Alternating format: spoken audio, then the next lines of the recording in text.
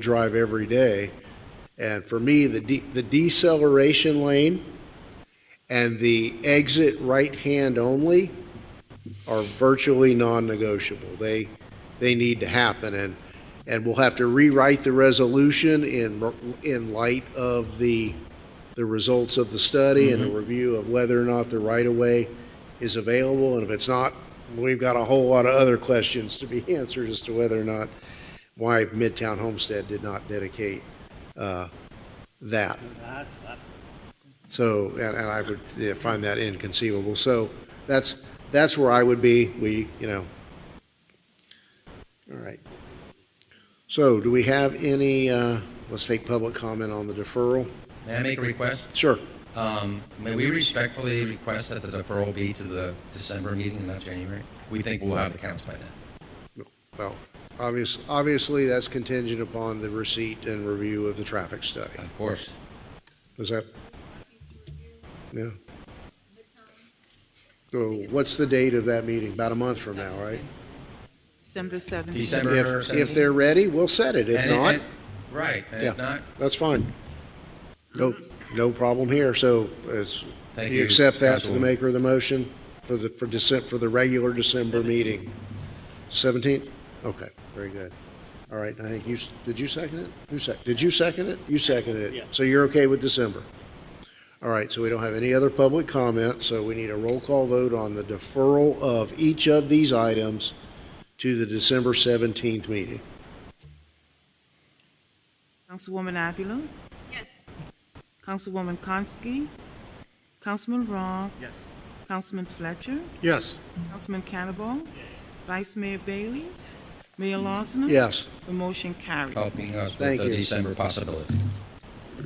The Yes. December possibility. Okay. Mr. White, I think that Yes, moving takes on. us to tabs 10, 11, and 10, 11, and 12 deal as a with the, joint discussion. Yes. yes, how we've done the previous two. Tab 10, 11, and 12 deal with the same property and a proposed development. There's tab 10 is a site plan, 11 is a corresponding tentative plat, and 12 is special exception. I can introduce each one, collective conversation, public hearing, take a vote separately. Sure. So tab 10 is a resolution, car number 4824 is a resolution of the City of Homestead, Florida, granting site plan approval as requested by Kingston 328 LLC for the development of two freestanding 2,500 square feet retail and restaurant buildings, 10,000 square foot retail building, a gas station consisting of a 45,000 square foot convenience store, 6 gas pumps, and ancillary car wash on an approximately 4.102 acre parcel of land, generally located at 888 Southeast 28th Avenue, as legally described in Exhibit A and providing for an effective date. Tab 11, car number 4825, is a resolution of the City of Homestead, Florida, granting tentative plat approval as requested by Kingston for the development of two freestanding 2,500 square foot retail restaurant buildings, 10,000 square foot retail building, gas station consisting of 4,500 square foot convenience store with 6 gas pumps and ancillary car wash on an approximately 4.01 acre parcel of land located at 88 Southeast 28th Avenue, as legally described in Exhibit A, providing for an effective date. And finally, tab 12, car number 4826, is corresponding special exception. This is a resolution of the City of Homestead, Florida, approving a special exception as requested by Kingston for the development of two freestanding 2,500 square feet retail and restaurant building, 10,000 square foot retail building, gas station consisting of 4,500 square foot convenience store, 6 gas pumps, ancillary car wash on an approximately 4.012 acre parcel of land generally located at 888 Southeast 28th Avenue, as legally described in Exhibit A and providing for an effective date. Very good. Before we take this up, let's move to extend the meeting from 8:30 to 9:30. Moved and seconded. All in favor? Aye. Any opposed? If there's no objection, we'll let Mr. Vasquez make his presentation on this. Thank you once again, Grouping of Mayor and items. council members. Once again, my name is Javi Vasquez at the Gunster Law Firm. I'm with Gunster at 600 Brickell Avenue, and I'm here tonight on behalf of Kingston 328 LLC. I have a small team with me on this one as well. From the ownership group, I have Mr. Richard Sanchez and Aurelio Rodriguez. Our architect, Carlos Cardoso, who you're going to hear from, is with DTI. Andre Martinez from Hodoni is our our civil engineer. My assistant, Janelle Perez, and as I mentioned earlier, Nicole Carilla, who's shadowing and learning. The subject property is that 4.1 acre parcel located at the southwest corner of 328th Street and 152 Avenue, North Canal Drive and Kingman Road. Kingston 328 is proposing a small neighborhood center consisting of 3 buildings. Mr. Cardoso will go into the details as to the size of the buildings, and a gas station with a convenience store. The request before you tonight, necessary for the proposed development, it also consists of 3 requests. In this case, it's a site plan approval, special exception, and tentative plat approval. As with the prior application, I will be presenting our application as one, although the 3 requests are listed as 3 separate agenda items. And also, as with our previous application, the 3 applications come before you with a recommendation of approval from your professional planning staff with a condition, all of which we are in agreement with. Let me take a little deeper dive with regards to the requests. First, the special exception. It's a technical requirement triggered. A technical requirement triggers the special exception request, being that the proposed gas station is not specifically named in the list of allowed uses in the Villages of Homestead Master Plan. Staff's recommendation is approval subject to a list of conditions, which once again we agree with. And there's 3 notable conditions that I want to highlight from staff's list of conditions. Some of them are standard conditions. One is that the gas station gas prices and the advertisements for that shall be posted on monument signs no taller than 5 feet. Services, this one's kind of interesting, and I kind of like it. Services such as ice or propane tanks, ATMs, mailboxes, and those that are typical to being on the sidewalk of a convenience store will be allowed to be accessed from the exterior of the convenience store, but shall be housed within the envelope of the building. No exterior services such as ice dispensing, propane, ATMs, or mailbox will be allowed to be placed on the sidewalk, which I think is pretty cool. And the other notable condition, which is good to mention, is that the hours of operation for the car wash will be limited from 8 a.m. to 9:30 p.m.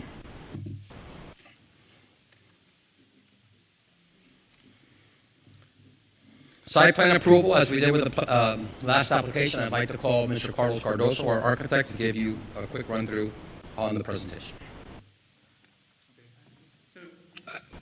Mayor, if I could interject, I just found out that the plans have changed and been modified, and so as originally advertised for each one of these items, it indicates that there is it's 2 freestanding 2,500 square foot retail restaurant buildings, and that's not the case. It's been now changed to one of those buildings is 2,400 square feet, and then the secondary building is 3,800 square feet. So this item is going to have to be re-advertised and reheard, and the agenda materials and the corresponding plans are going to have to be updated and included for your consideration. So none of So you these should can't go take action forward. on this tonight. Okay. Improper advertising. Well, Right. not improper, but not consistent with what's before us. Motion to defer by Councilman Ross, seconded by Councilwoman Avila. Do we want to defer all 3 items All to 3, a that's with date respect to all certain 3. in December, or? If they're ready, yeah, let's do it to December, and they can be ready or not. Mr. Mayor Is there and enough Council, time to advertise? Does that give us enough time to re-advertise? Okay, So that'll come back the same day? Mr. Mayor Yeah. and Council, absolutely. Mayor and Council. Yes. As a city manager, I'm a little disappointed from what I'm hearing tonight, and I've never seen this happen before. It's my request, out of respect to Council and Mayor, that this item be deferred indefinitely until I'm satisfied that the materials that are being provided to city administration are consistent with what we're advertising. I don't think, and I'm not in a position to move forward in December, unless I see consistency in material submissions, and properly reviewed by the city land use attorney, Mr. James White. I'm not going to be comfortable coming back here in December. I appreciate that, and I Okay. just want to state for the record, I've known the city manager for a long time, that there's been no funny business here. I was about to ask, kind of like, where did we slip through the cracks, because we did start with the 2,500 square foot buildings, there were revised plans submitted, and how the original plans were advertised and not the revised plans, I don't know, but I want to make sure, Mr. Manager, that you understand that, you know, we're also a little bit surprised, and I hope that this is not triggering anger in any way that is based on any intention on our part. That's all I wanted to make sure you understood, because we did submit revised plans, and I think we had the right to believe that they were advertising the correct set of plans, and somehow that didn't happen. And, you know, things happen, and I'm going to take it as such, but I'm also at a loss in not understanding what may have happened. Thank you. Till released by the city manager's office. And, you know, if you could deter, and look, Which is yours, yeah. the advertising is nowhere near as expensive as the attorney and other professionals spent their time to come here tonight. But if the mistake was on us, we certainly need to bear the cost of the re-advertising.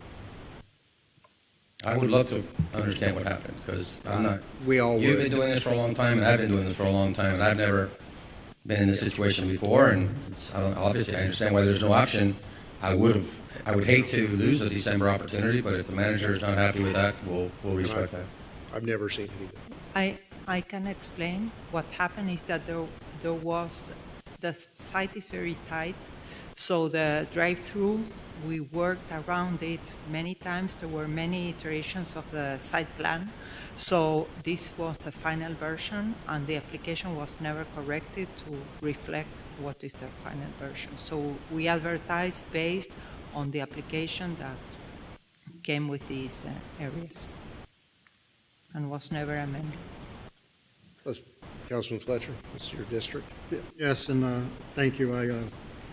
I was kind of looking forward to defer this item anyway, because again, and I don't believe it to be a fault of the attorney, he's taking ownership of it, but I wasn't notified of this until yesterday in my own district, that somebody wanted to build a nice little gas station on the corner in my district. So it was kind of befuddling, similar to what Councilwoman Avila had to deal with. I don't quite get it, but this will allow for some things to fall in line and allow further clarification as the future product that's going to go on this property. Mr. Manager, is there any possibility that you will reconsider the indefinite nature of the deferral? I have a lot of in-house review to do. You've known me for long. Sorry? You've known me for a long time. I'm totally embarrassed. So I want to fix this. Well, certainly, obviously, as you just heard, this was not intended to be cause embarrassment to anybody. I Mayor, if I may- apologize for this whole. Councilwoman. Thank you, Mayor. Also, you know, one of my concerns was that we were walked on with a corrected memorandum, which clearly states in the corrected one that a gas station is not specified as an allowable use. Whereas in the briefing, I was advised, you know, according to the memorandum, tentative plat approvals, and I don't see a mention of, The special exception? and perhaps I overlooked it because of how brief the time from being briefed and the application is. But that is something that I also would like to have an opportunity to review and make sure that that's what the residents of Keysgate specifically would like to have. Now, I would like to also say that with the renderings that I've seen, quite beautiful for a gas station and retail. So for what that's worth, I look forward to it coming back, but with that, with Just those for the record, opportunities. the special exception has been a mainstay of our application since day one. Right, but it wasn't the highlight of what we were looking at in terms of what I was briefed on. So it was kind of new to me that, oh, a gas station isn't allowed, and so we'd be adding it as a use. So But I think I'm sorry to interrupt, just to clarify, gas stations as an ancillary use to a convenience store have always required a separate approval, and, Right. and those have come before us. But I So think to- the distinction here is that gas stations are not specifically permitted under the DRI. Is that correct? Just for everyone's clarification, in the DRI, there are broad categories, right? And this is commercial, but neighborhood commercial. But there's no definition of neighborhood commercial, and there's not a list of permitted uses that fall under neighborhood commercial. So that's what I think Ms. Storch was explaining in her memorandum. But similar to how we always treat convenience stores and gas stations, in abundance of caution, we're just going to apply what we do in other business districts and handle this the same way. To accompany a site plan, you would need a special exception approval for the convenience store with gas pumps. Thank you for that clarification. I do appreciate it. And, we certainly hope to fix this thing, and at the same time, I feel better that it's going to allow us to work with the commissioner of the district as well as with the rest of the council, of course. Thank you, Mr. Vasquez. All right, so I think we need a roll call vote on the motion to defer. Councilwoman Konski. Councilwoman Avila. Yes. Councilman Roth. Yes. Councilman Fletcher. Yes. Councilman Cannibal. Vice Mayor Bailey. Yes. Mayor Lawson. Yes. The motion carries. All right, Thank you. back to an easier one, tab 13. Yes, Mr. Mayor. Tab 13 is the first reading of an ordinance of the City of Homestead, Florida, amending the City Code of Ordinances by amending Chapter 23, Signs and Advertising, Article 3, Signs, Division 3, Regulations, Section 23-87, Mural Approval Process, to update and further clarify the review and approval standards and procedures for murals, providing for conflicts, providing for severability, and providing for an effective date. Thank you, Vice Mayor.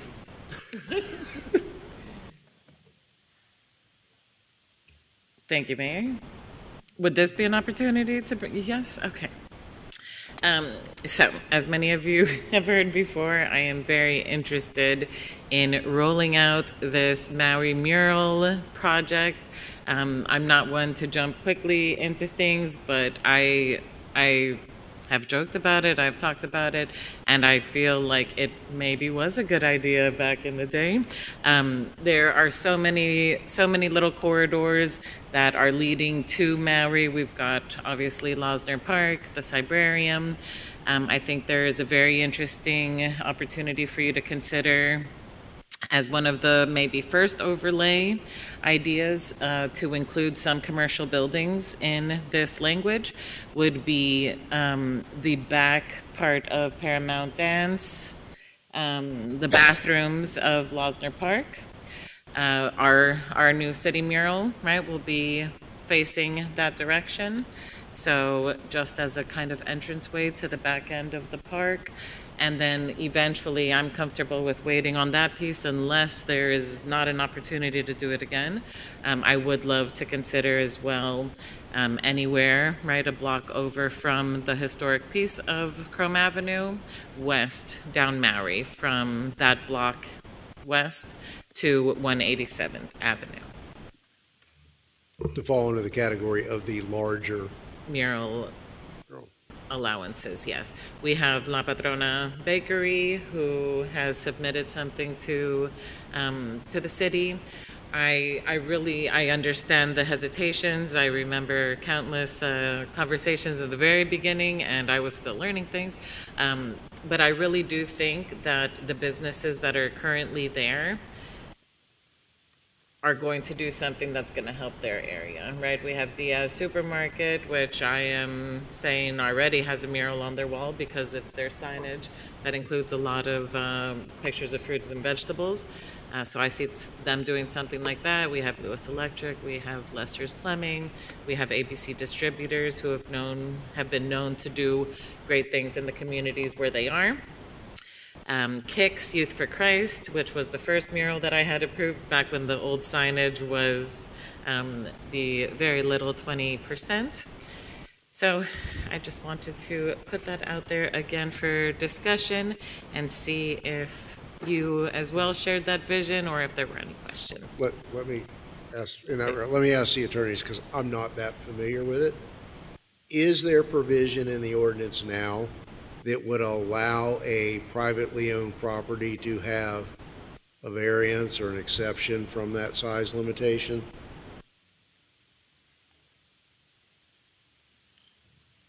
We currently don't have one in place now.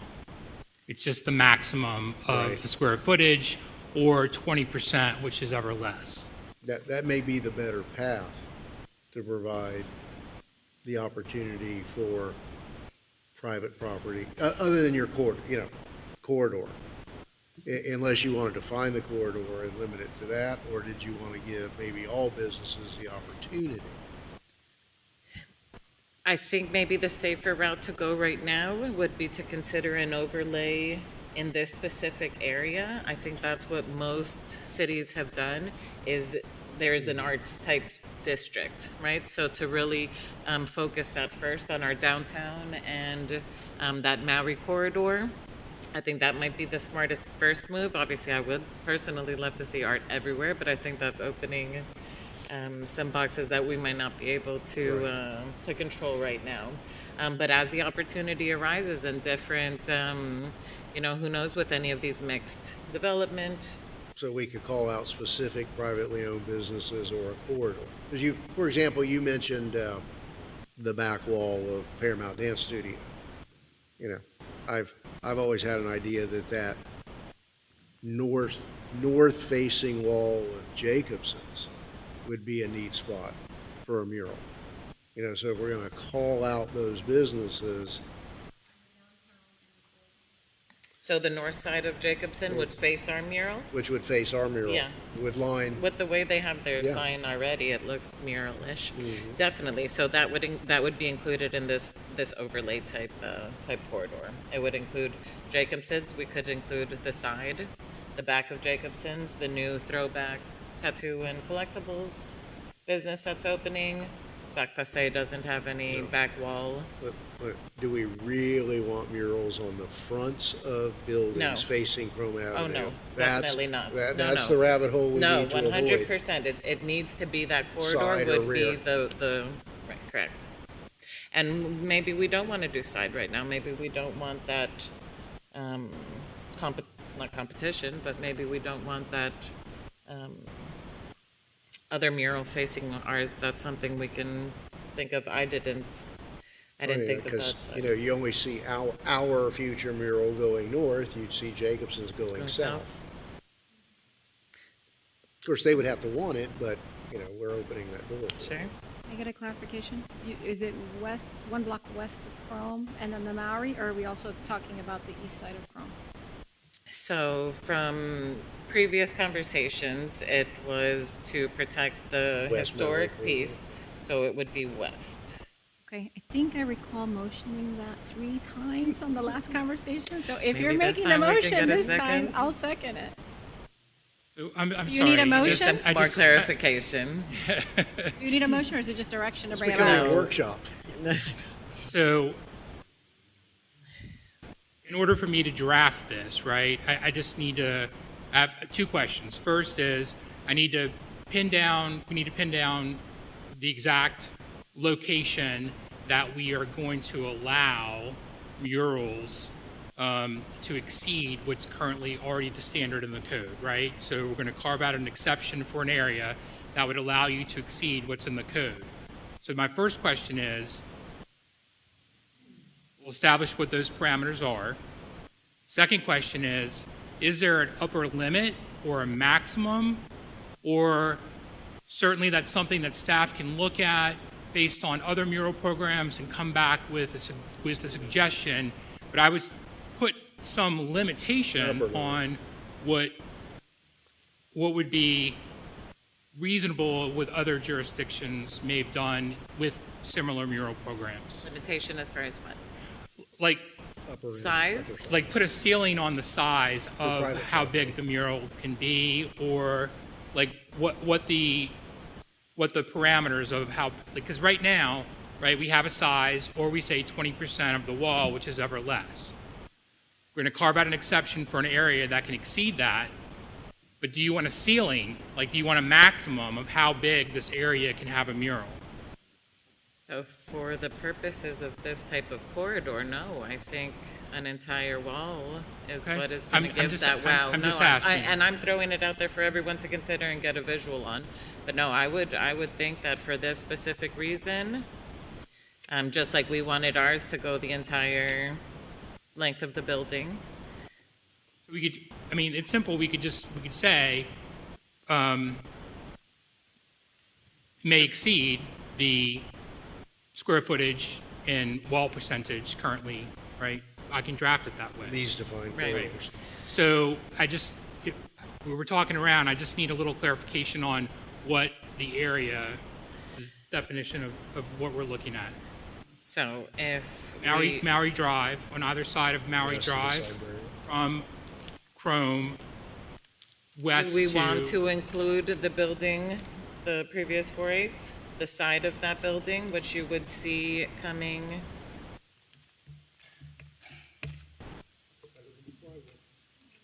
You don't like Yeah, the better than the plywood? plywood.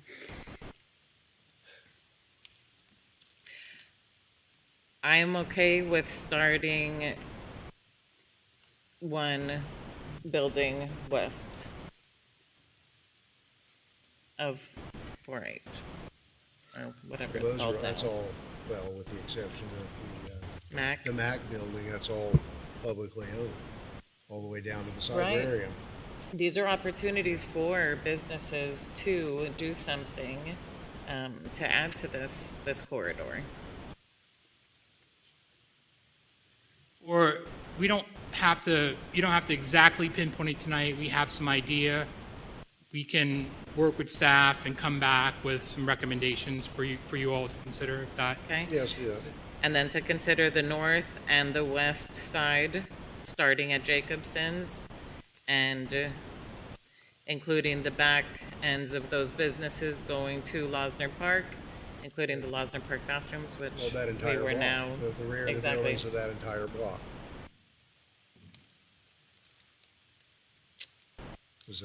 Those will face Losner Park in our future parking lot that came with the 204 building. Right. So that's what we can do. We can take what you've discussed tonight. We can talk with staff and fine tune it. Kick it around. And then bring it back for second reading, and then you all can modify it at that point even further if you need to. May I second it?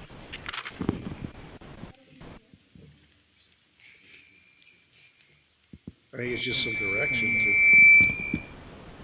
Mr. Mayor? Mr. Mayor? to, yes. Councilman Fletcher? I'd just like to offer that, we're narrowing our scope. Why don't we widen it a little bit so we don't have to revisit this every 6 months? Let's take it to 6th Avenue on the west side. There's not a whole lot of impacts there, really, business-wise. Let's just take a look at it, expand it. That way we're not having to come back and rehash this out. Thoughts only. But Thank you. you can't have too much of a good thing.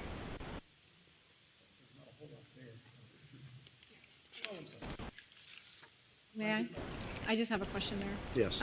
James, between now and then, can you just make sure you do some briefings on reminding us what the criterias, the allowables, the mechanisms for changing and canceling in the future? I remember we had those discussions then, but I don't remember exacts.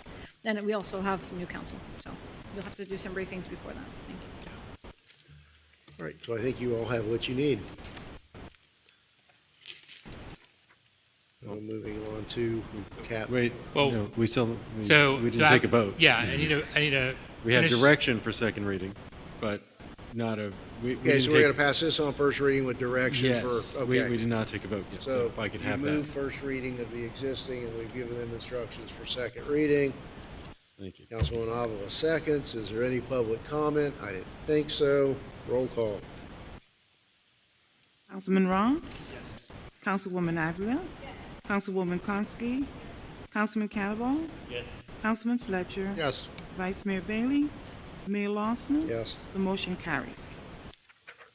Moving on to tab 14. 14. Tab 14 is the first reading of an ordinance of the City of Homestead, Florida, amending the budgets for each of the several funds and departments of the city for the fiscal year beginning October 1, 2025 and ending September 30, 2026 by increasing the total budgeted revenues and expenditures by $23,022,895, providing for repealer, severability, and an effective date. Thank you. Does anyone need an additional staff report?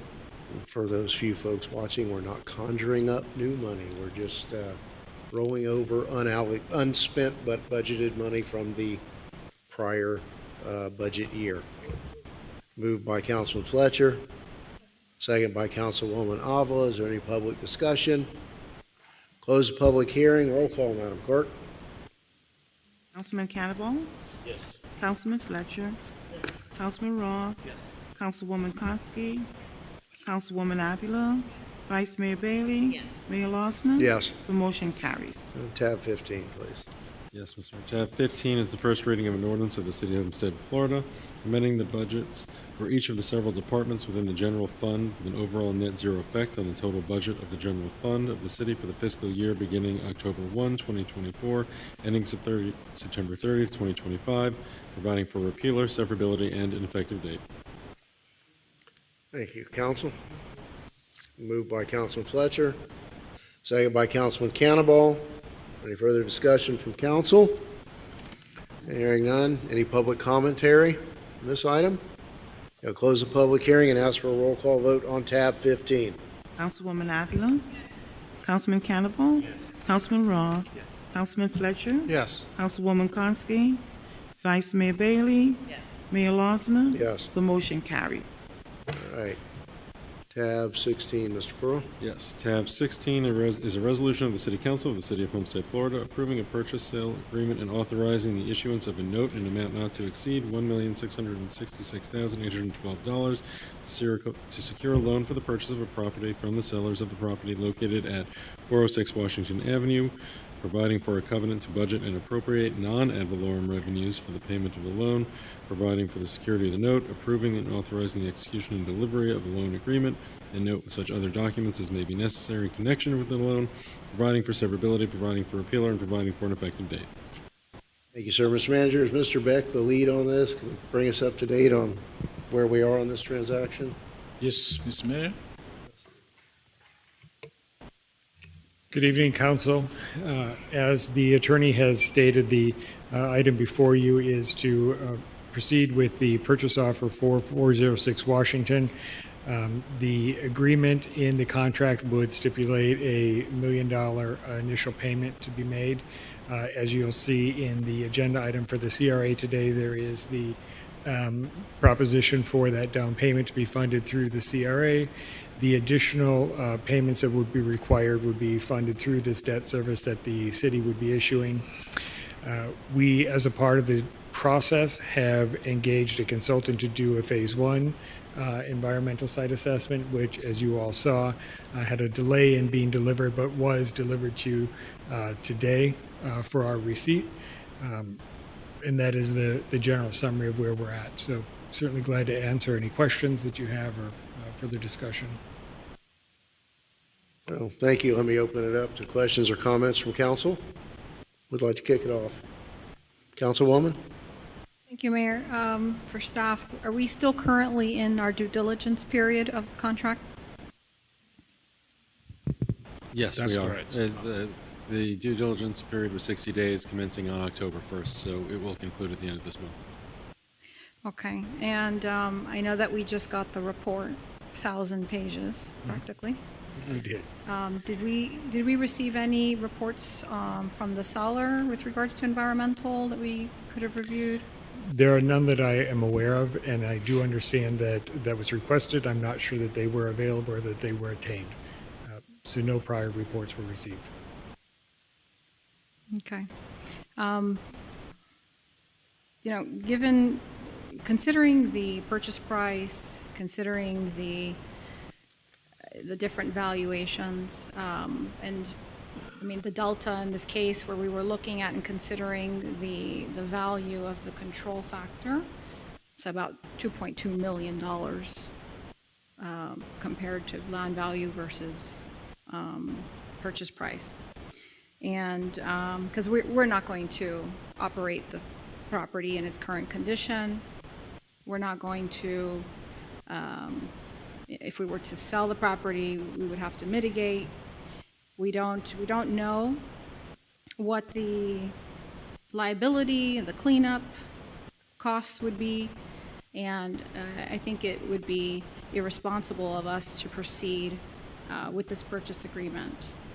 So I would be moving to terminate this contract immediately under the due diligence period that is allowed for it within the contract terms.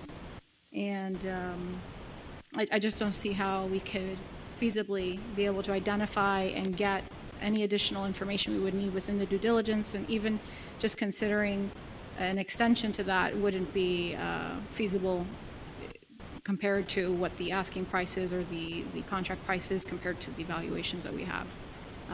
To be able to know that we could mitigate and any contamination, et cetera. And I do see that there's emails from the environmental company. Is that the same company that we just got the report from?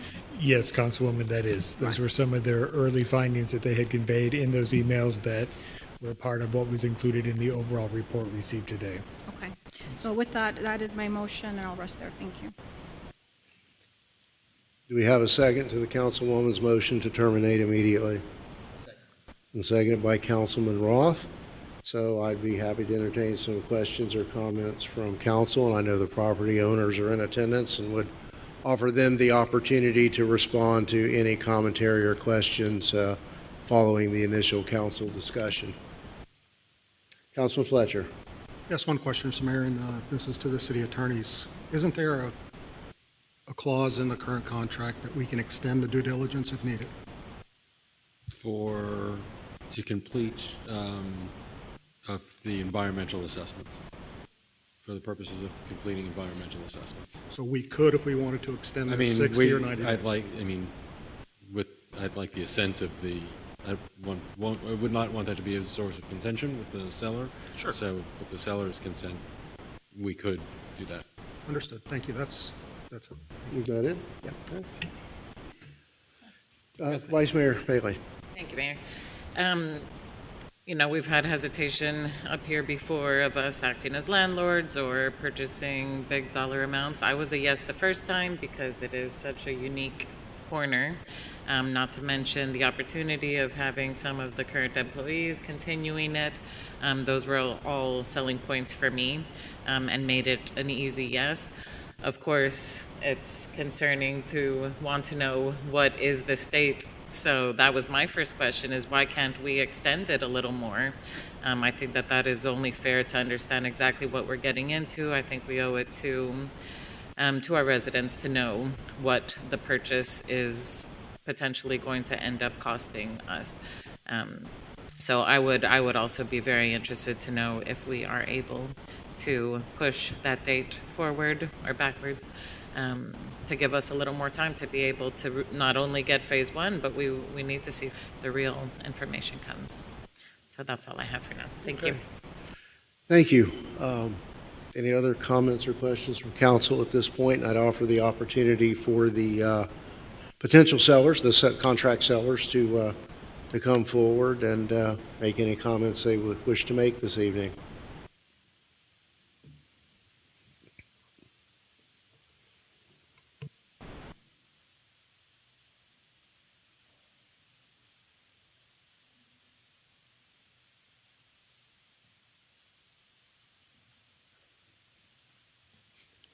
Hi, welcome.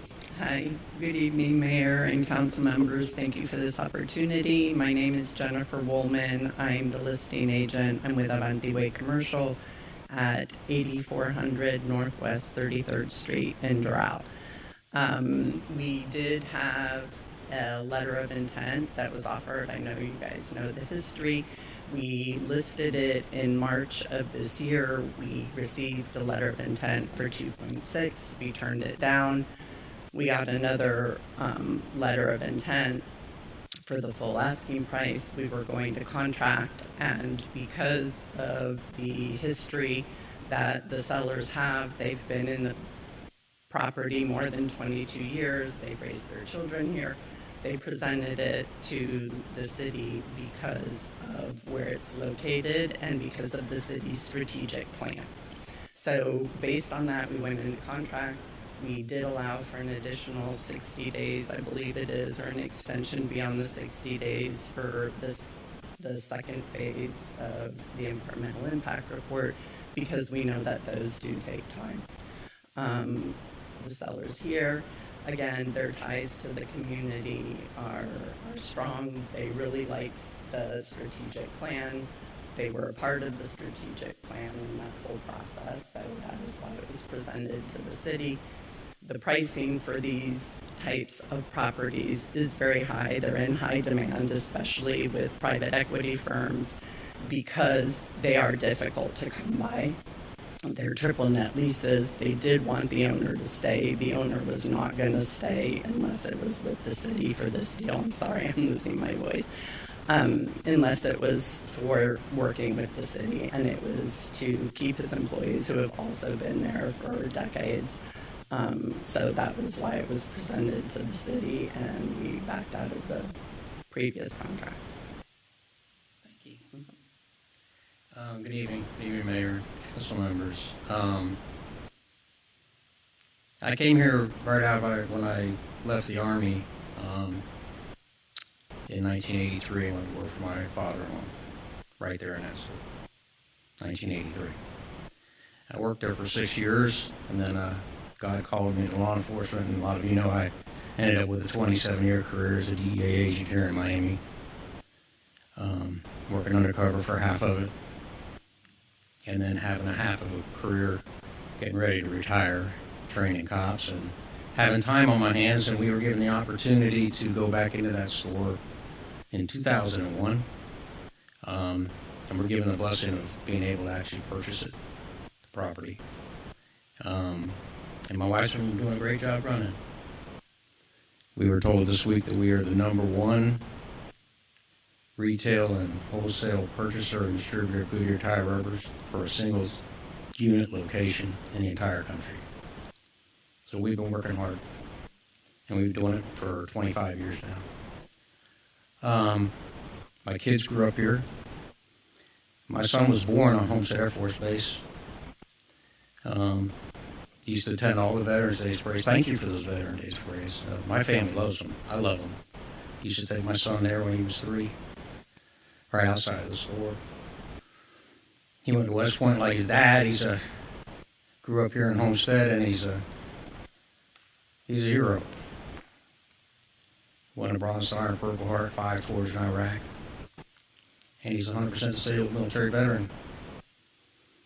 And we decided, Michelle and I started praying about it. What do I do? What do we do? I've had a full career with DEA.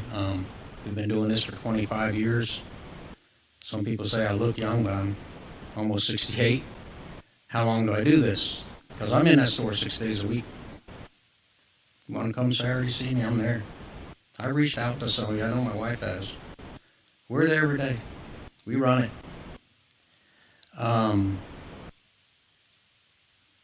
And we know it's getting close to time, and so we're reaching out to God. We're praying and say, Lord, what do you want us to do? And I think we felt like we need to test the market and see what we're worth. And we were surprised. I actually didn't think we'd even consider selling or moving or whatever. And then some offers came rolling in that were a little bit more than I thought. And so we had to make a decision. Do we take this offer and go to closing in 45 days? Or do we present it to the city? Because my wife went to some of the charrette meetings, and we have that final charrette book. And I love it. And I love the ideas of what Homestead could be, we hope and pray. But if you turn to page 24, there's no tire center on that corner anymore.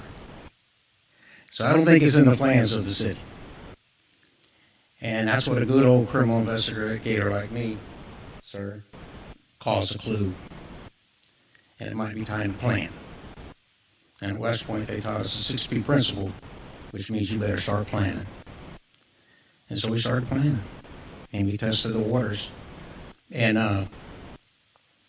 when that offer came to us in a contract form with monies getting ready to be put down, we said we got to make a decision. So we went and we let people know in the city that this is going on and it's probably going to happen. And if the city wants to do something for itself, for the betterment of the city, if they want that location, talk to us. We'll work with you. Because that's what we hope for the city. But either way, one of these days we're going to be gone. I can't do this forever. I got great people working over there. Most of them have been with me for well over 15 years. And I have a plan for them to give them a company for nothing. And I hope that happens.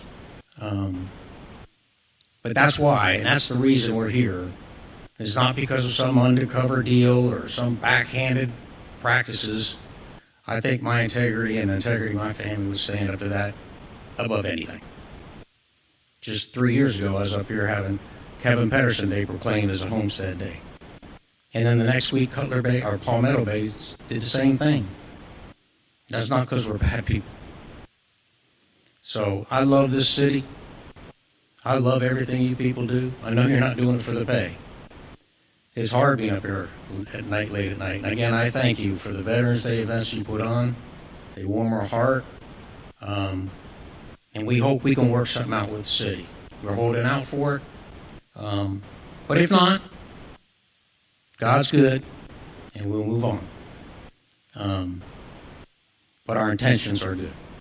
And I want y'all to know that. Thank you. So I think to the vice mayor's question, and certainly the attorneys would need an answer that if this transaction survives the motion that's on the table tonight, the next question then becomes whether or not you and your wife are willing to extend the due diligence period for us to take the next step in the environmental review and whatever reviews need to be, well, environmental only, with respect to the property. Yeah, well, of course. I mean, we agreed to that in going into it. I know environmental studies don't happen overnight. We've had them done before. I don't have the copies of them. I'd give them to you. They were from another company that wanted to buy us out years ago. We passed everything. We pass our durham inspections every year. We operate properly. I don't think there's a problem there, but I don't know. I don't know what's underground. And you would only be prudent to have that done. Mm-hmm. Totally reasonable. So we're in no rush to do anything. We're doing just fine. We're over there making a living, supporting our family, and taking care of our employees. Mm-hmm. And that's what we intend to keep doing. I'd already dedicated to being here for another 2 years regardless, probably 3. Because I've got folks that work for me to take care of and make some plans for them. So that worked out good for us. I just couldn't see leaving in the middle of the night and saying, hey folks, I'm out of here. I don't think I could live with myself. But no problem. For us, whatever it takes. We hope we make a deal. But God will lead us through whatever it is we have to do. Appreciate it. Thank you, Council. Does anyone have any questions for the owner or his representative? We're here. Okay. Do we have any public comment on the motion that's on the table to terminate? Here we have one online. Ramiro? Sure. Thank you. Mr. Orta?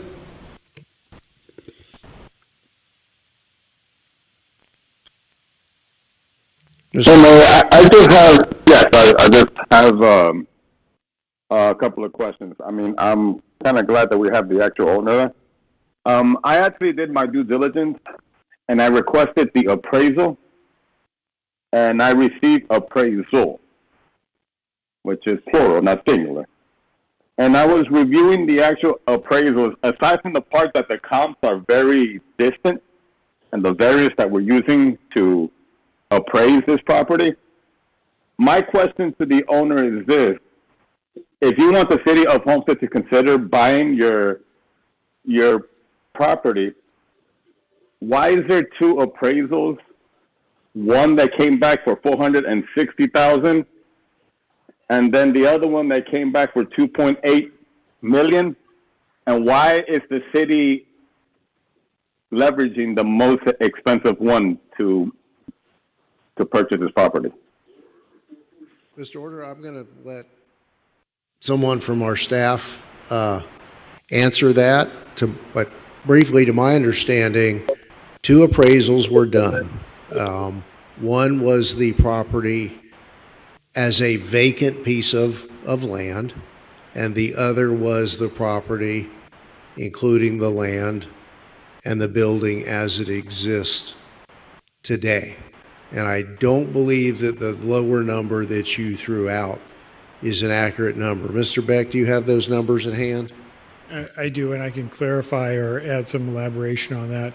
When the first appraisal was received and was, as was stated, simply for the land value, and it had stated in there it was with the assumption that it was a site ready for redevelopment, our ask to the appraisal firm was, what is this? The property that is on the market is a property that has land, it has site improvements, it has building improvements to it, and therefore what they had provided was really not something that would be adequate for comparative on the open market. That is what necessitated the second appraisal. The only reason it was done with a different entity was that the firm that had prepared the initial appraisal, who we had the conversations with asking where is the rest of this, they were not able to do it within a timely time frame. So that is why we had a second one, which then, as it is further elaborates, is the land, the building, and the site improvements. And do you know offhand the numbers that were ascribed to each of the appraisals? I believe the land value was, as it was stated, it was in the $400,000 range, and the appraisal that was delivered with the as is was around 2.8 million. Okay. And it may be here in our package. I just, not going to fumble through the notebook at this point. So, Mr. Orta, is that the clarification you were looking for? Yes. And then my follow-up question to that is was the appraised value based on an operating actual business after its purchase? And does the city have actual plans for the actual building to continue operating it? No, there was no, as far as I'm aware, in the second appraisal, there was no factoring in of the sale of a business. That was not a part of that number. And Mr. Orta, I think the second part of your question is built into the contract is that the business currently in operation at that location will become a tenant of the city for up to 3 years, a definite 2-year period, with the opportunity to be there for a 3rd year with the payment of rent, taxes, insurance, and all of the maintenance that would normally go along with a commercial lease. That would give the city time to evolve, the city time to figure out what would be a good fit for that location, so we would not be faced with a shuttered building. At least that's not the intent of the contract. All right. Thank you, Mayor. Appreciate it. Thank you, Mr. Orta. Does that include your question? Conclude your questions? Yes, sir. Thank you. Thank you, Mr. Orta. Is there anyone else online? Mr. Mayor. Okay, let Councilman Roth first, and then Councilman Fletcher. Thank you, Mayor.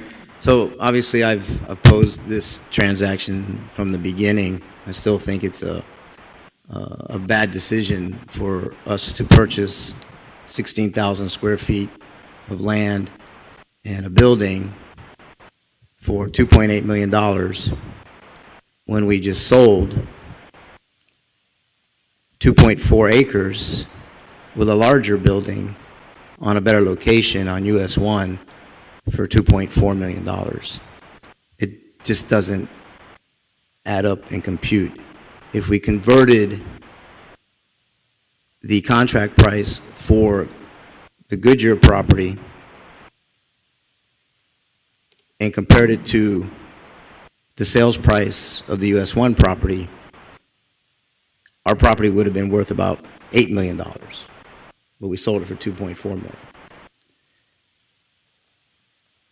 By extending the due diligence period to discover the contaminations on the property is really doing a disservice to the owners of the property,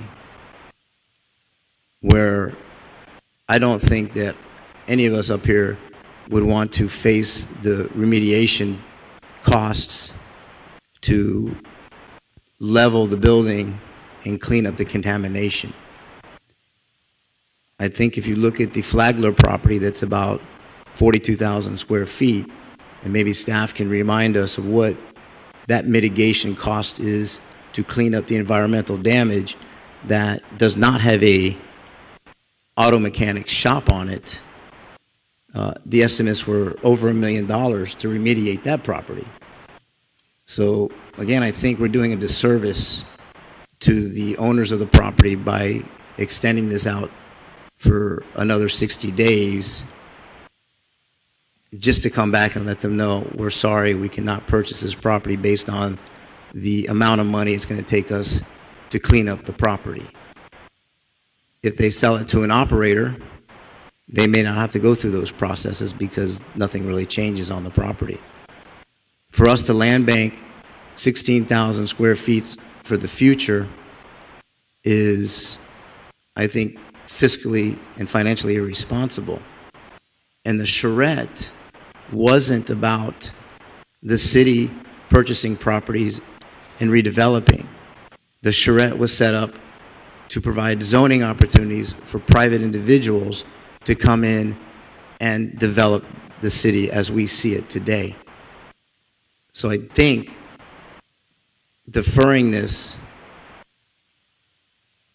really just does a disservice to the sellers. If they're getting offers at 2.6 and more or less, I think they deserve the opportunity to sell their property to a higher bidder, and we can use those monies for other projects that are more necessary and more needed in the city.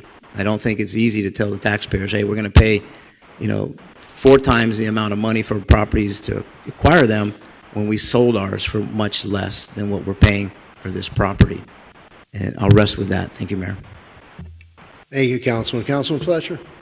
Yes, thank you, Mr. Mayor. And just for clarification, I think everybody knows I've always been an opponent of us being landlords.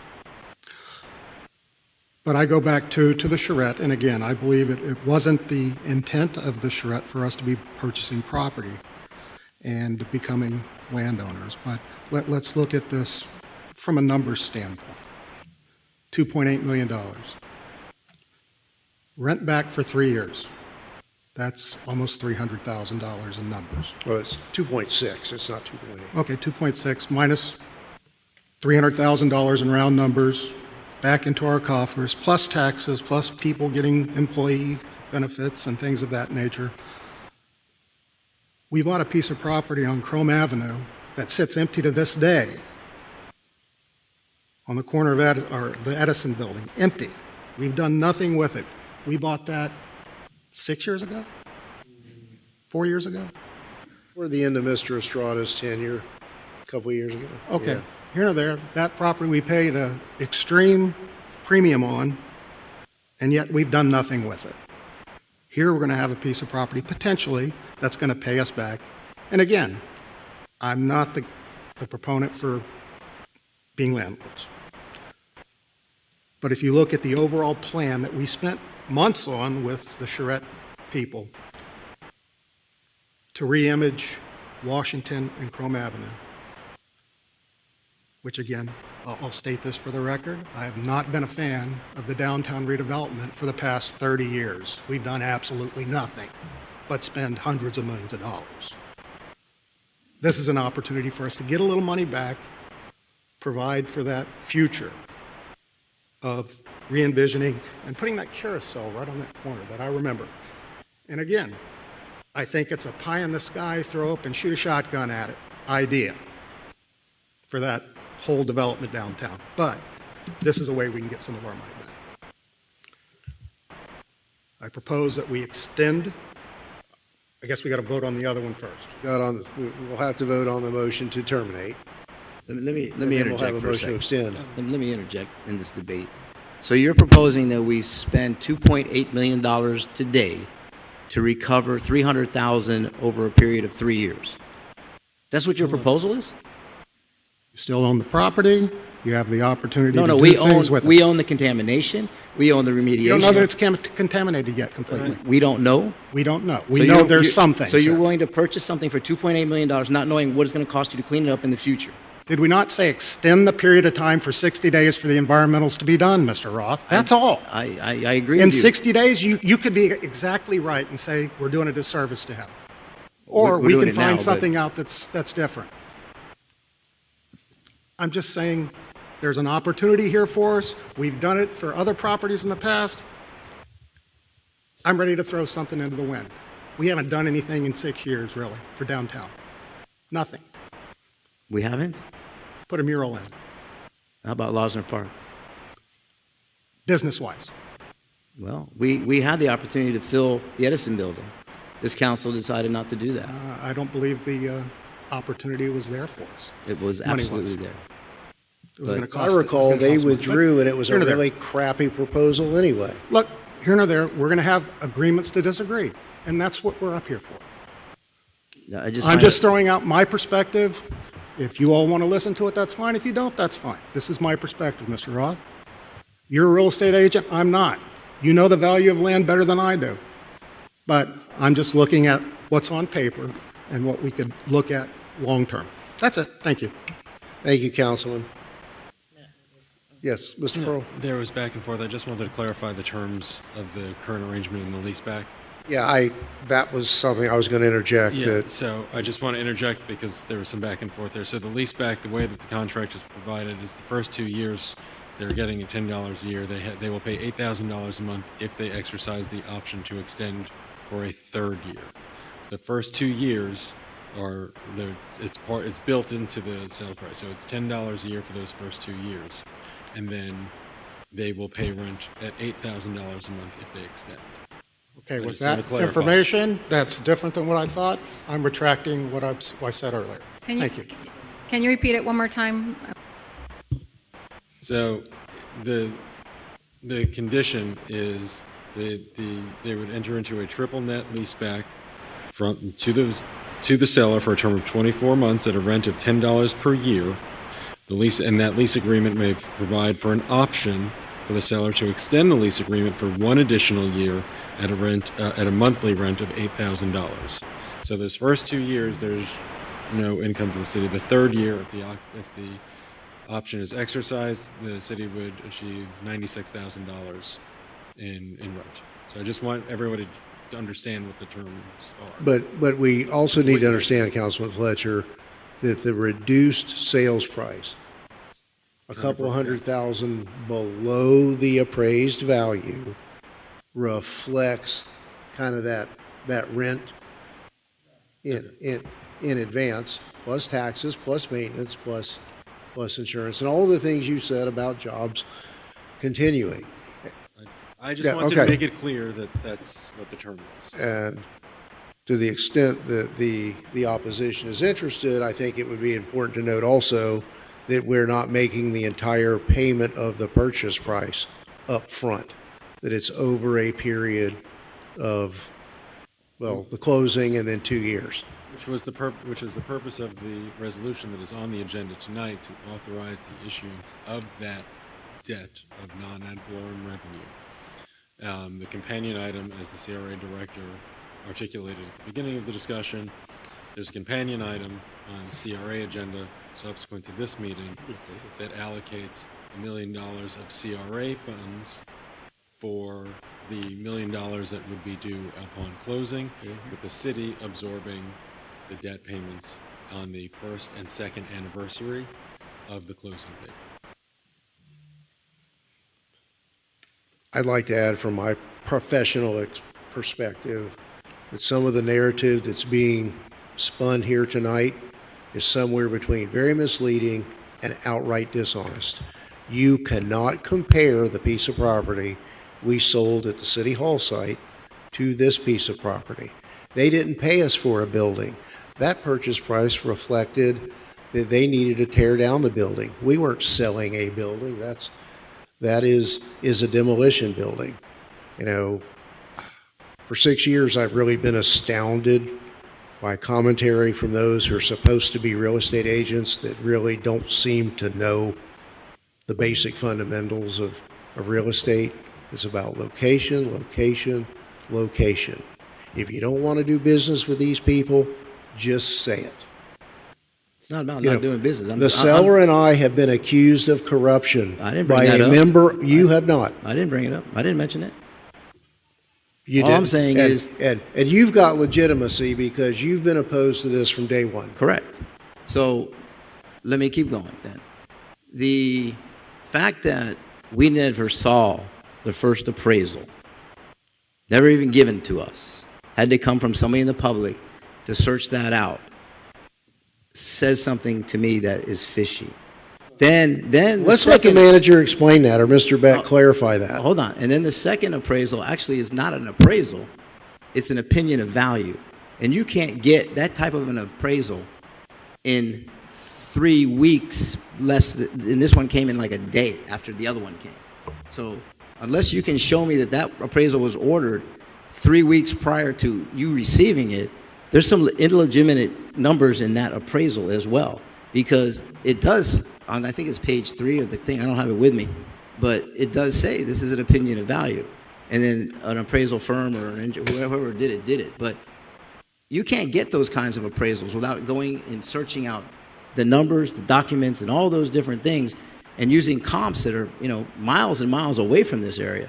It just doesn't make sense. If the council wants to vote to extend it, so be it. I just think we're doing a disservice because when the truth comes out about the environmentals on that property that have been there, that property has been operating as a tire store, auto mechanic store for nearly 50 years. There's going to be contamination there, and we're going to be responsible for cleaning that mess up. So look, they can go whatever way. It won't affect me in any way. I'm just fighting for what I think is the best situation for the citizens of the city. I don't think purchasing a building of land and building, 16,000 square feet and 7,000 square feet of building is worth $2.8 million with a concession of $200,000 and receiving no rent for 2 years and maybe getting some rent in the third year. It just doesn't make any sense. I'll rest. Thank you, Mayor. Thank you. And in hindsight, the purchase of 204 that I think was unanimous makes absolutely no sense to me in retrospect. Certainly when there was no disclosure that the realtor was an employee of the city of Homestead and that the Kai's company with which you are affiliated received a large commission. So if we want to start doing that, but it seems to me, Mr. Manager, that you have staff that are leaking things to certain members of council or having inappropriate discussions without going through you. I mean, I'm hearing things for the first time tonight about the timing of the appraisals, and they came from different places, and there's no way it would have been done in one day. And I'm not, let me look around the room. I don't think the person I'm thinking of is in the room, but I think there's some serious protocol violations here that information has landed in the hands of some members and not in the members of others that came from within this building. Mr. Mayor, I am not aware of any communication from staff to elected officials as described. May I? Yes. All right. Before this goes any further, remember sometimes during briefings, questions can be asked, so I don't think we need to accuse staff of that. I know that there have been public records requests. I've heard a lot of things. I think the bottom line is discussing whether we want to be landlords. As I mentioned before, I think it's exciting, especially when I feel like now we have the programs and the staff in place to make some of these things happen. To say that nothing's happened with that building, Councilman Fletcher, we have some beautiful window decals in there now. So now someone's coming. Now someone will be coming. Let's stay optimistic. Let's consider waiting to see what this phase 1 and 2 says. Just the only reason I'm saying that is because it sounds like it's half-half, right? No one wants to make a purchase which is not going to be beneficial to the city.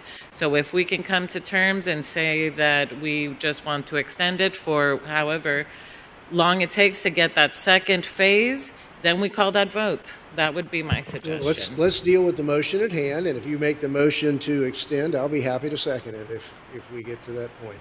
But just for clarification, if you look at the dates on the appraisals, right? This one says that the valuation of the property on July 24th, 2025 was $460,000. 7 days later, we get an estimate of value on August the 1st. So you can't, these types of appraisals are very complicated to complete, and you can't do that within 7 days to come up with a $2.5, $2.4 million difference between appraisal 1 and appraisal 2. That building at 7,000 square feet would have to be valued at, I'm just doing quick math in my head, $400 a square foot? That just doesn't make any sense to me. So anyways, call your vote. Okay. So, Mayor, I have another yes, comment. certainly. Thank you. So the reality is that the valuations, okay, additional information came in since we voted to go into negotiations. Aside from that, the comparables that were used for the first appraisal were vacant land, okay, that we did not see, but was still information that should have been presented for us to evaluate, because to us, that's what it's worth. It's the land value and location. Now, the second appraisal that came in at 2.8 mil, those comparables are Miami Gardens, Pinecrest, Miami, and Southwest 40th Street in Miami. Is that Bird Road? Southwest 70th Street, with no adjustments made for location or extra features. And these, again, are comparables for Goodyear, Midas, Goodyear, Auto Service. This is not land with a building sold without valuation for the business being transferred. Now, in the other comparables that we have for the Pizza Hut nearby on US 1, that's, modestly at 1.7. So the due diligence period allows us to consider the cost of the acquisition, the cost of potential mitigation for contamination, which, if there's no contamination, which I cannot imagine for a building that's been there since 1965, those are the numbers I believe, that in addition to overpaying, because I don't agree with the second appraisal, given the deeper review that we were given during due diligence, that supports us purchasing this property for 2.6, taking on the risks of future mitigation, whether the environmental for phase 2 comes back with with 0, but then when we go to sell it later, there's going to be an additional environmental report. This is not the last and only environmental that we're going to be stuck with, even if we do this extension. So we are committing ourselves to marrying the property, and I'm talking about a scenario where it comes back with no contamination on the environmental. The risk is too high, it's unnecessary, and we're wasting our time, and I suggest that we walk away from it now and eliminate burying ourselves in other contract issues if we were to proceed. Ms. Wallen, final comments? I understand all the confusion. Excuse me, Mayor. For protocol and process, is she a registered lobbyist for this applicant or for this deal? Because technically she can't speak on behalf of the owner. I do not have her as a lobbyist. No, I'm not sorry. a lobbyist. Okay. All right, so we have a motion It's been seconded on the floor to terminate the contract effective immediately. So let's have a roll call vote, Madam Clerk. Councilman Ross? Yes. Councilwoman Avila? Councilman Fletcher? No. Councilman Cannibal? Councilwoman Konski? Vice Mayor Bailey? Mayor Losner? No. Okay, so the motion fails. Councilwoman, I'm sorry, Vice Mayor Bailey, would you like to make a motion to extend? With all due respect to everyone, I would like to make a motion. Yes. What would Yeah, you- make your motion, then I'll see where it goes. I Word may my need motion for me, clarification. and then I'll make it. No, I may need clarification. Just for the Go ahead. extension of due diligence, would that be the proper motion? So I just want to clarify because we've talked about a number of things. There is in the contract sort of this predisposed agreement to extend for the until a phase 2 can be completed. Is there? But that it's limited. That extension is limited in scope. So is there anything else, as you're hearing a lot, that needs to be examined if we extend due diligence to make it to satisfy what everybody will want to know? I don't want it to, I just want to be clear, and I don't want to get into a dispute with the seller over why we're extending it if it's just limited to that single purpose of getting a phase 2. So if there's more information and we want to extend due diligence more on, as we would in the same terms of the original 60 days where you can walk away for any reason, I'd like to know that so that we can address that with the seller.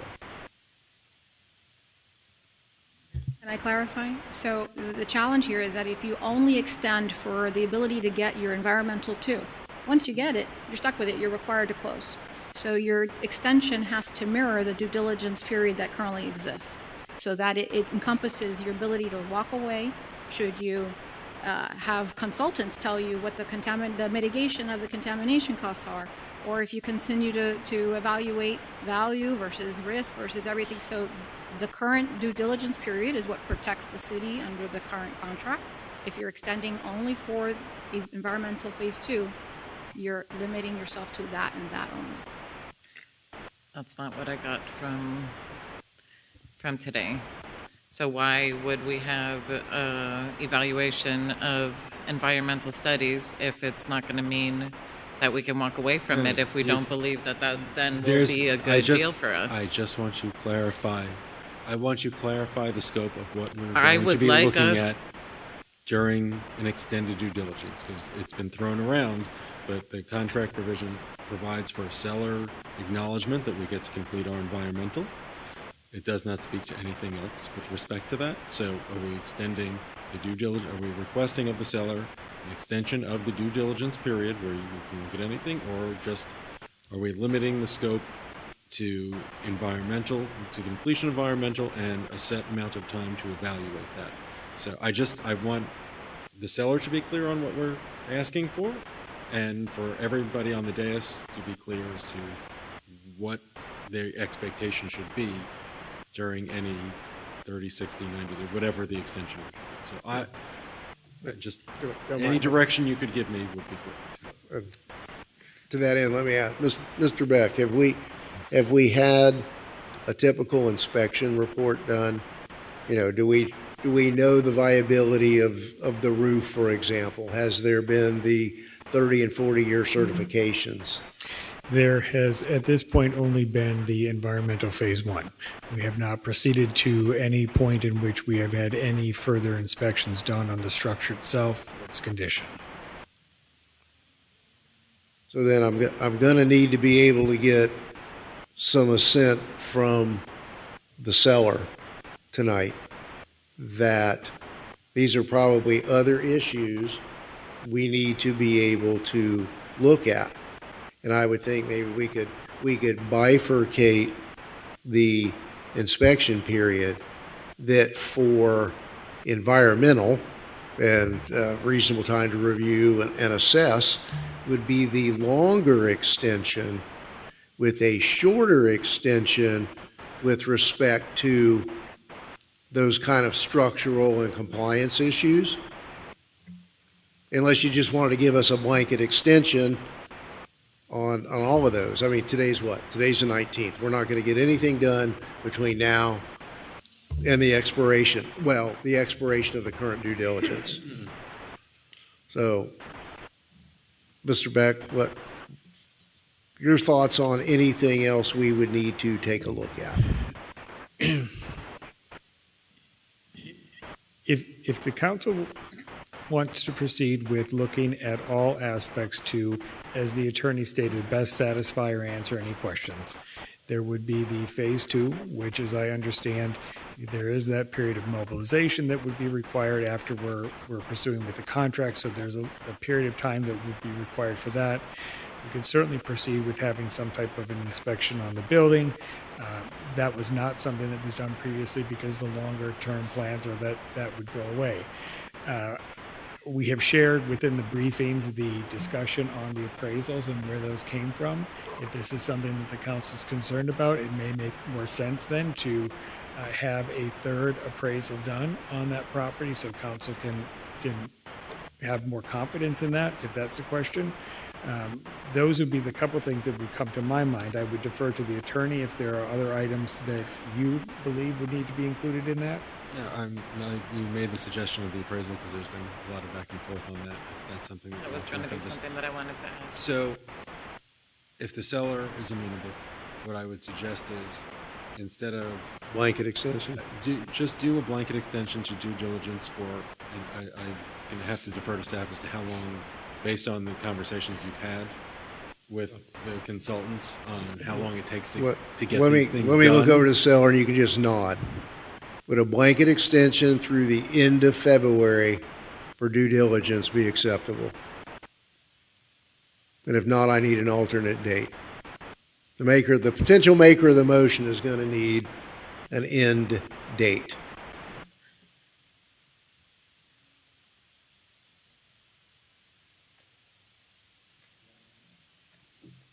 Is that a yes?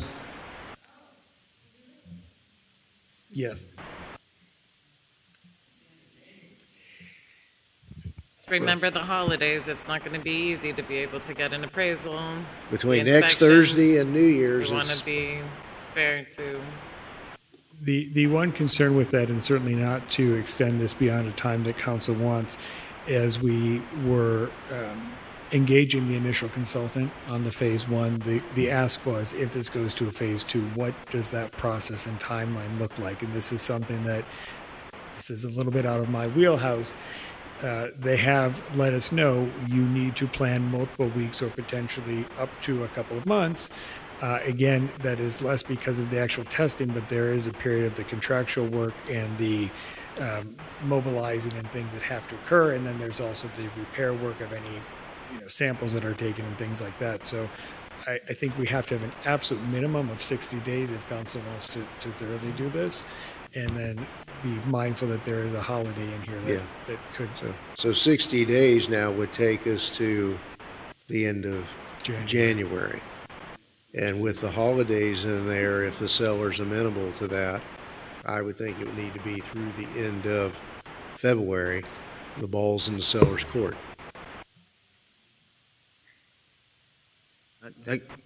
While they're thinking about that, you're saying phase 2. What would trigger a phase 3? I'm not aware that there is a phase 3. I'm going to look to. That's called bailout, no question. So, Mr. Mayor and Council, usually do a phase 1 to do historical data analysis. You come back with phase 2 if there's a recommendation for follow-up of invasive testing. So they're going to need to come in, have a reconnaissance survey, pull permits, because you're going to be digging. State law requires you to pull permits and call sunshine before you can dig. So they're going to pull permits, they're going to do sampling, they're going to take them to the lab, they're going to do analysis, then they're going to come back and write a report. I don't know what that 60 days is going to do it with holidays in December to do all that. If we didn't have a holiday in December, you can get it done in 60 days because it's not a big site and the complexity is not there. February 27th appears to be a Friday. What date? February 27th is a Friday. And the seller has seemed to indicate a thumbs up through the end of February. May I ask Yeah, a Councilwoman. clarifying question? How much did we spend on environmental one, phase one? I believe it was around $2,400. Do we have an estimate for phase two? They will give us the estimate. No, I don't believe we have the full estimate right now. They determine that based on the findings of phase one. In our initial discussions, it is my recollection that we could anticipate that's in, I don't even want to say that number. It is substantially more than that. I want to say 10 to 15,000 could be a number range. Thank you. And how much did we spend on appraisal one? Appraisal one, I would say, was around the $2,000 number, 2,500, and I believe the second appraisal was around the same amount. And the future discussion item for CRA, where are you pulling from the budget for the $1 million? So the CRA board had approved $986,000 in a land acquisition fund for the upcoming year. That would be the bulk of it, and the CRA would need to do a transfer of other internal funds for the balance. Okay, thank you for clarifying those questions. So right now, the consideration is that there would be an extension through February 27th for a blanket due diligence with a third appraisal. Is that what you were considering, Ms. Mayor? And I think the vice mayor had made inquiry about that. I don't know if she incorporated it, but I don't think I've said a full sentence yet, so. But that is part of the, yeah. Anything else?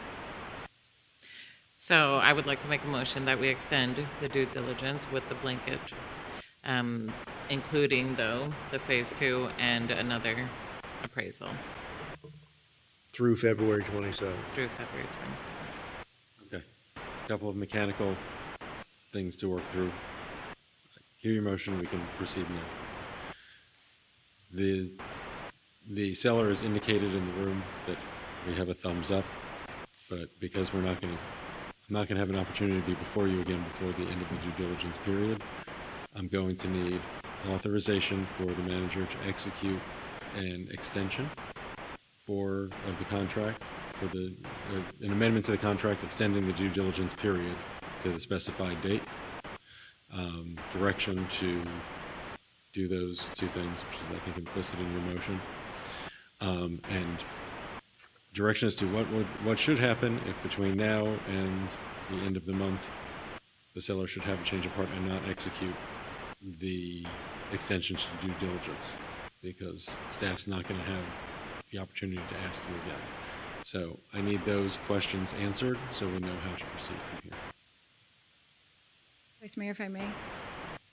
Thank you. And that was going to be my next question after the motion for discussion, is that when you are introducing a change to a contract, you have to simultaneously provide the termination of the current contract with an addendum. So it's either they approve the addendum or they terminate. So you can't just submit the addendum, because if they never sign the addendum, you're still bound to the existing contract timelines. Which is why I was Which is looking what's for direction. If for any reason the seller is not willing to execute the extension, what is it that you would like staff to do? I would think it built into that would be Then we would event of give a notice to termination. terminate. Okay. So, in addition to the dates, authorizing the manager. February If it's- 27th. Right. The extension February 27th. If it's direction not to- executed by the end of the due current diligence due to- diligence to period, issue that a will serve as a termination. To conduct a phase two and a third audit. Okay.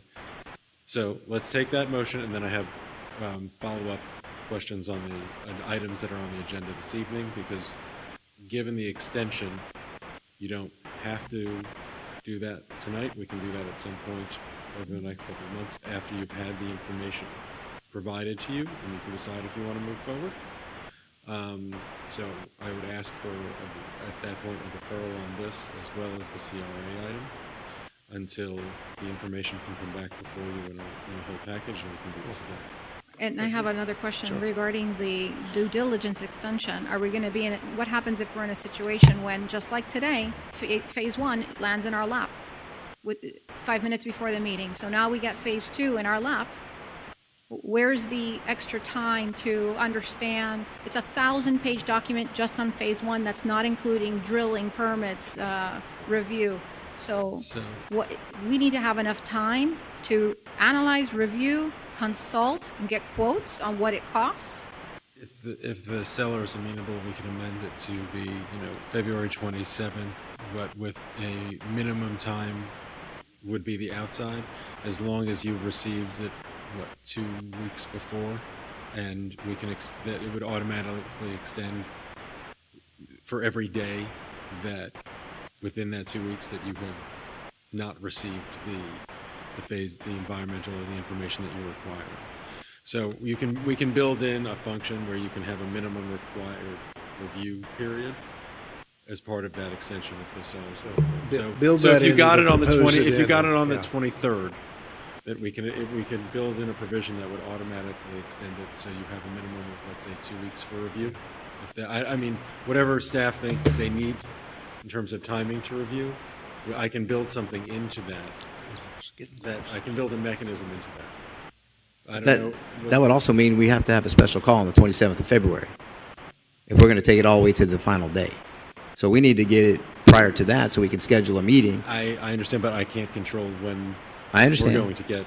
But 2 weeks is not going to be enough if it's depending on timing on when we receive that appraisal. I mean, if you're going to dip into March as well, then that's again. You tell me what you think is a reasonable review time from when we have it, and I can work backwards and try to build something in. Can we consider, if it's received on February 27th, that it would go to a special call the day of our cow, which would be 2 weeks?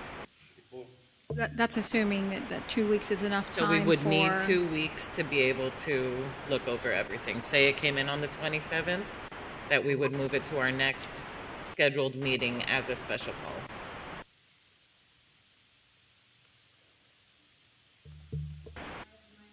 My only concern with that is this is not in the typical wheelhouse of staff. So they are going to have to get outside consultants. And so whether or not can staff put it on the agenda within the 2 weeks? Yes. But reviewing, analyzing, and determining the cost for mitigation and making sure they digest, evaluate, and brief us to a point where there's confidence in what's being told to us, I think they're going to need more time, especially if they're also preparing for cow and normal agenda items. I think it should be a standalone special call. But like what Matt is saying is that there's an automatic trigger to give you that extra time once you have the appraisal. And if it were to run over the 27th, the February 27th, that protects us. It automatically extends the due diligence period to include the needed time for review. Now what we debate now is how long does a consultant need to review? I would think 2 weeks might be too short, 3 weeks is safe. And I'm just trying to go back to my recollection of working on commercial contracts. Phase two does take a significant amount of time to get in the reports and get them done. And then what typically is considered underwriting, when you have a lender to review, that can be at least 2 weeks. And then you have to look at what is the result. What does that mean? So I would say at least 3 weeks as an automatic extension upon receiving the report. But I just say, I think our clear message to staff tonight is don't dawdle. There is no reason, good reason, for the phase one to not have been delivered. Right, and I know that was apparently a procurement issue. Let's get beyond that. Maybe so, Mayor. I mean, the reality is, like you said, phase one took the entire 60 days to get, or no, sorry, I take that back, the majority of it. And with phase two, you have the holidays, and this is a niche industry. There are not many commercial appraisers. That's why I'm also surprised you got it within a week. But let's just be realistic is all I'm saying. So I look forward to seeing the extra appraisal. I look forward to seeing phase 2. I will try to remain optimistic, but I can imagine, other purposes for the funds, the CRA funds, and the benefits that could be made to the CRA area as a whole versus dumping $1 million into one property, given the circumstances that we're seeing here tonight. And that's looking at the facts on the agenda the way that it is right now, as it is right now. But thank you, Mayor. Thank you. Mr. Mayor, Yes, Councilman Fletcher. motion to extend to 10:30. I'll second that. All in favor? No. And just for clarification, please don't accept my actions tonight. I'm a little tired and cranky. I've been sick for a week. I'm not being accusatory in any fashion. I want us to do the right thing here. That's all. Okay. Thank you. So, did the motion to extend to 10:30 pass? I think it did. With a nay or two down here. All right. Okay. So, Councilwoman Vice Mayor Bailey has moved to extend the due diligence period on the terms as discussed with us by council. Legal counsel. Did we land on how much time for review that I should build in? Was it 2 weeks or 3 weeks? Say 3 weeks. 3 weeks. Again, the linchpin here is that when the addendum is presented and not executed by the seller, Then game over. then we have staff has direction Game over. as to what to do from there. I just, as an aside, I don't know why we did a land-only appraisal. Wait a minute.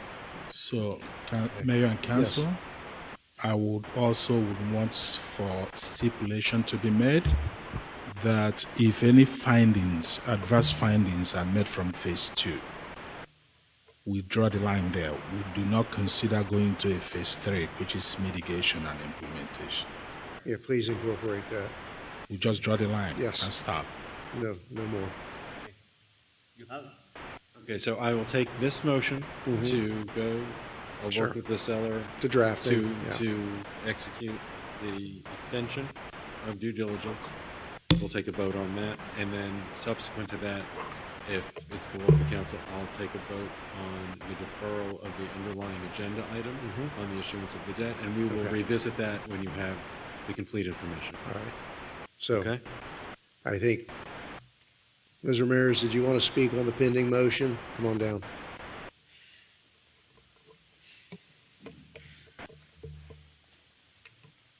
Thank you, Mayor. Brandy Ramirez, 2231 Southeast First Street. I just want to remind council tonight that you guys said you would support the police department. There's going to be an east side police department. Those funds should be towards that.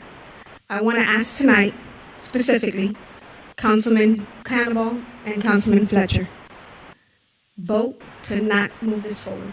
This is ridiculous. It's an embarrassment right now that is being discussed. You have an amazing strategic plan.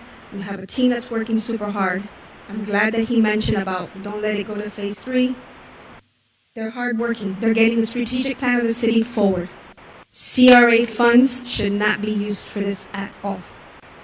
Each one of you know that. Our residents are watching. We will make sure that this specific item is put out there to all the community on how it's going to be voted today by each individual. It's nothing personal against the owner, but us as residents, we know what's best for the city and what should be happening for this city. And a lot of you got voted in to support the police department, the staff. This is ridiculous that it's even being discussed. Thank you for fighting for what's right. I hope the rest of you do what's right. Vice Mayor, come on. This shouldn't be discussed further. You guys need to do what's right. So that's all I ask. And I'll make sure that the community is fully aware of your votes. And I ask you, Fletcher, do the right thing. You caught it right away. You called it back. We know you. I know you're going to vote for what's right today. Any further comment? Is there anyone online? All right, we'll close the public hearing and have a roll call vote on the motion to extend? Councilwoman Konski? Councilman Cannibal? Councilman Roth? Councilman Fletcher? Yes. Councilwoman Avila? Vice Mayor Bailey? Yes. Mayor Losner? Yes. The motion carries. Thank you all. All right, so now we need to deal with the actual car, item 4829. Correct. So we need a motion to defer. Yeah. I guess an I'm indefinite. not putting Yeah. any date certain on this because it will be presented. All right. We'll bring these back when we have. Moved by the Vice Mayor, I'll second it. Any discussion? The former Vice Mayor, I'm sorry. It takes a while. After 2 years, it's muscle memory. No. This is the motion to defer the car item authorizing the expenditure. The issuance of the debt. Right, an indefinite deferral. Any public comment, any further comment from council? Yes, Just to clarify. Madam Vice Mayor. Just to clarify, I was a yes vote before elections, and the reason for it is because I believe that we have things in place to be able to help this vision of our charrettes come to life.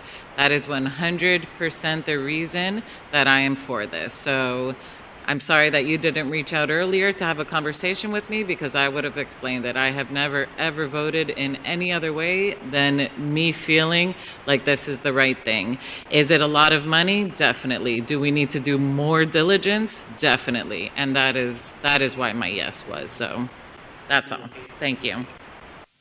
Thank you, And I'm Vice sorry, Mayor. CRA funds can't be used for a police station on the east side. This is CRA property, CRA area. So that's just another piece I wanted to clarify. Thank you.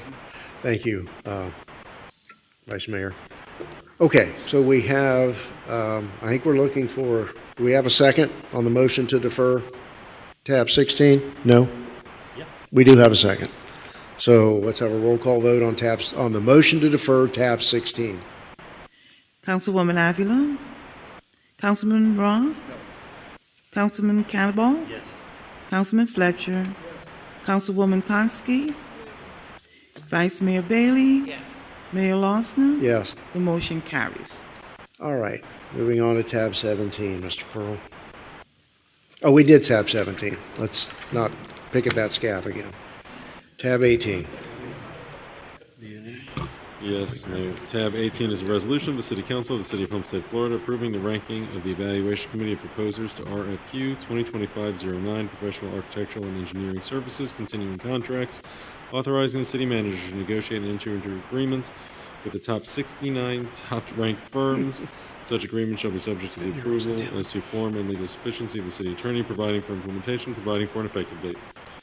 Thank you. Are there any questions or comments from council on this item?